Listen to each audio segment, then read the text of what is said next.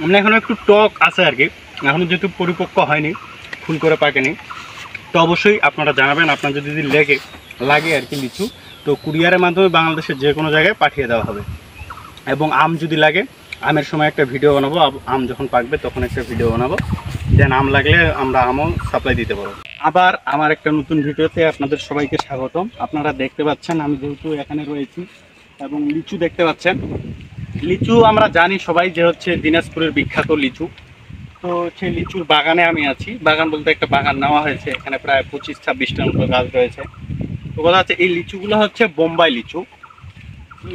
এই লিচুগুলো এখনো পরিপক্ক হয়নি, পরিপক্ক হতে প্রায় আরো 1 সপ্তাহের মতো লাগবে, তারপরে এটা বাজারজাত করবো।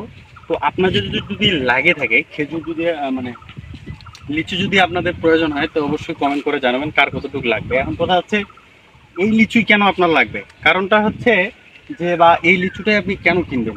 বিষয়টা হচ্ছে যে এখানে কোনো প্রকার কেমিক্যাল দেওয়া হয়নি এবং দিনাজপুরের যে লিচুর স্বাদ অন্যান্য জেলা থেকে একটু ভিন্ন, তার জন্যই বলা হয় দিনাজপুর লিচুর জন্য কি বিখ্যাত, ধান এবং লিচুর জন্য বিখ্যাত। এই লিচুর পাশাপাশি আমও রয়েছে। এই যে আম যদি আমি দেখাই, এটা হচ্ছে এই যে আম আছে আমাদের, হচ্ছে এগুলো হচ্ছে আম্রপালি আম বলে। এটা এখনই হারভেস্ট করা যাবে না বা পাকেনি, এটা সময় লাগবে। তবে এই আমটা খেতে অনেক সুস্বাদু এবং অনেক মিষ্টি আর কি, মিষ্টি জাতীয় আম।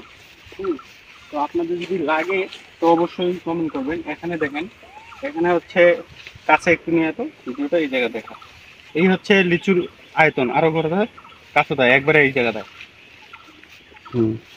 এই যে এই হচ্ছে লিচুর অবস্থা পিছনে যা, লিচুটা অনেক,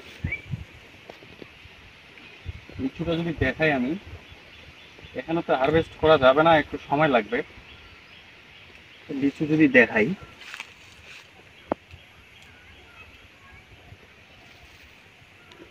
এটা হচ্ছে অনেক সুস্বাদু হবে অবশ্যই। হুম হুম অনেক, মানে এখনো একটু টক আছে আর কি, এখনো যেহেতু পরিপক্ক হয়নি, ফুল করে পাকেনি। তো অবশ্যই আপনারা জানাবেন আপনার যদি লাগে আর কি লিচু, তো কুরিয়ারের মাধ্যমে বাংলাদেশের যে কোনো জায়গায় পাঠিয়ে দেওয়া হবে। এবং আম যদি লাগে, আমের সময় একটা ভিডিও বানাবো, আম যখন পাকবে তখন একটা ভিডিও বানাবো, দেন আম লাগলে আমরা আমও সাপ্লাই দিতে পারবো। তো সবাইকে ধন্যবাদ।